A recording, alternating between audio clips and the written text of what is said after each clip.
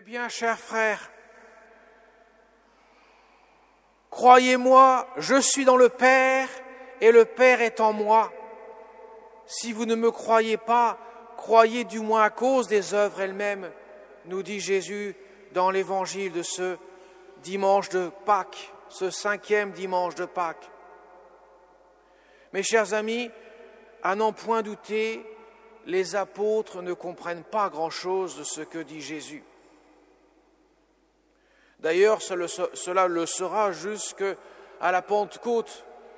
Là, ce jour-là, ils recevront le don de l'Esprit Saint, car effectivement, les paroles que Jésus nous dit sont purement incompréhensibles sans la foi et sans le don de l'Esprit Saint pour éclairer ce que Jésus dit.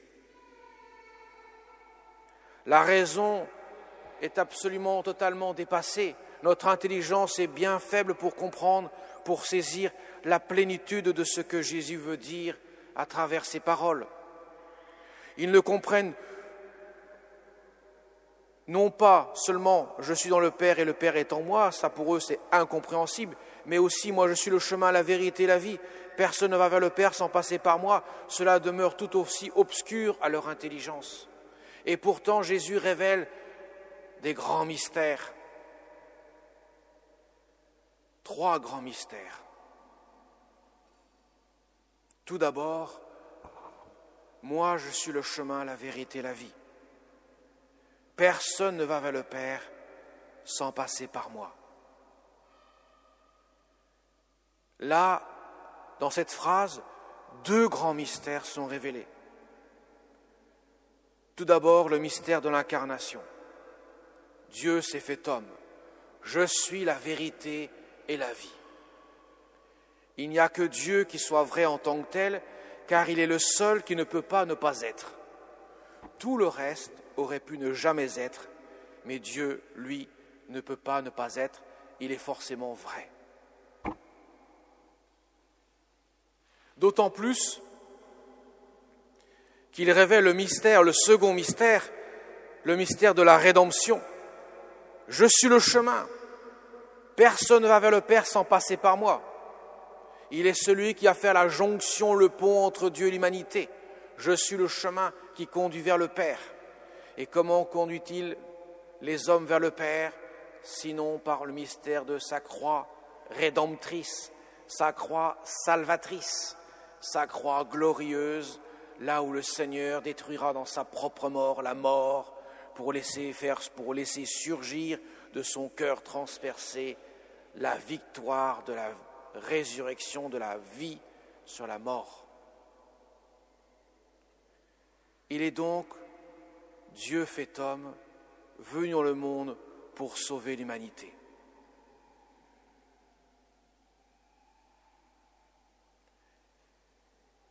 Mais cela ne suffit pas.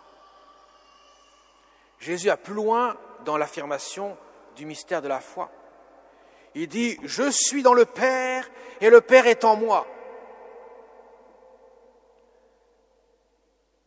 Et là, nous avons clairement le mystère de la Sainte Trinité. Je suis dans le Père et le Père est en moi. Qui me voit, voit le Père. Comment, Philippe, tu ne me connais pas?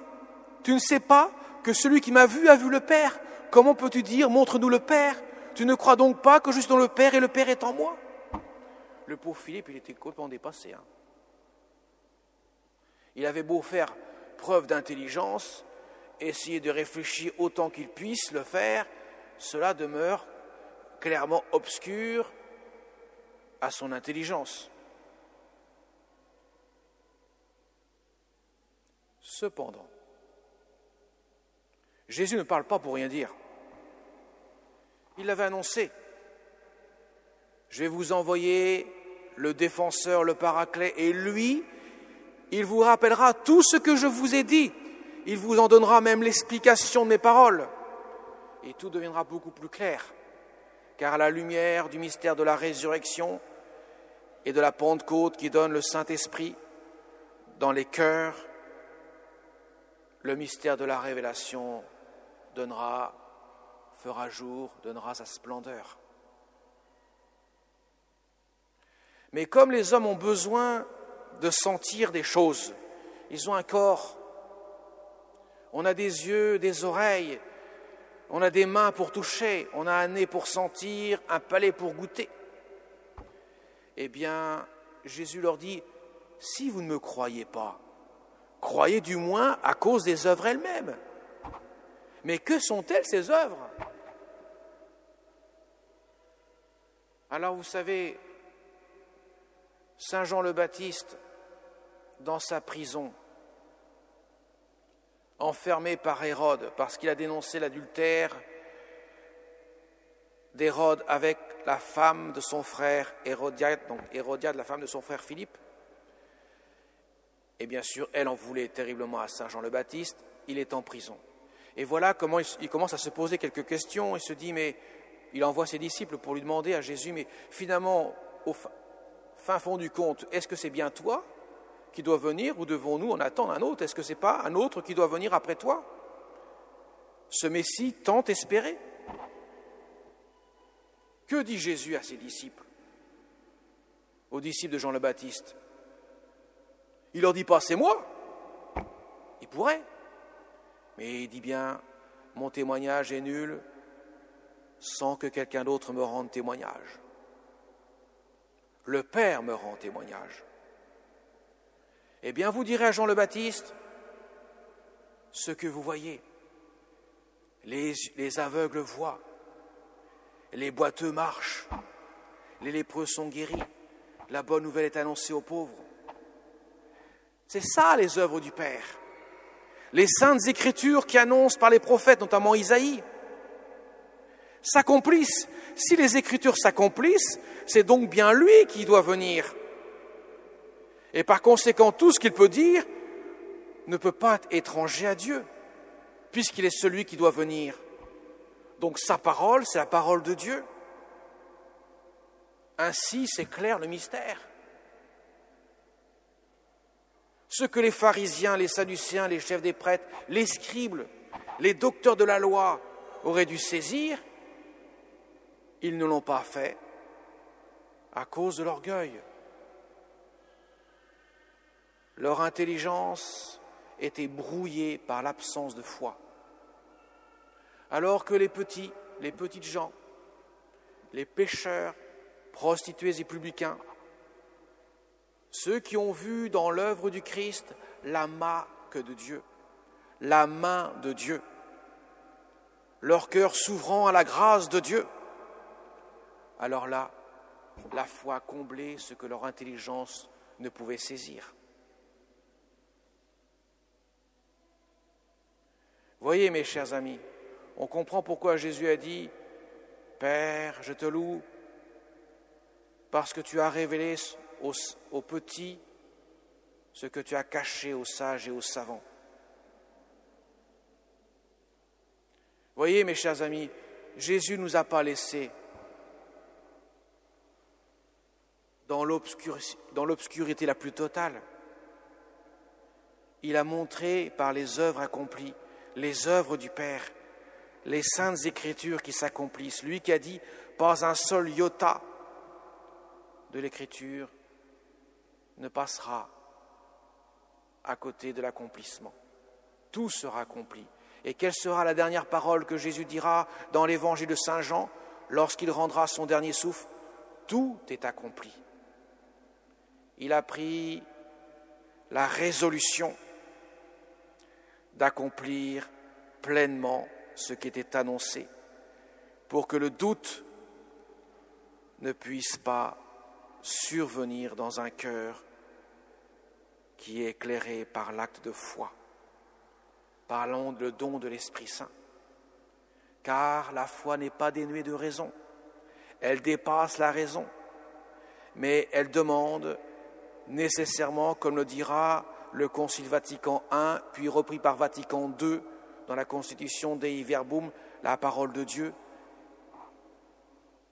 la foi, l'acte de foi et la soumission de l'intelligence et de la volonté à Dieu qui se révèle.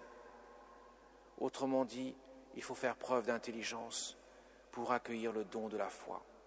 Et cela, l'intelligence ne rime pas avec intellectuel, rime avec la lucidité de l'intelligence qui sait lire les choses, éclairer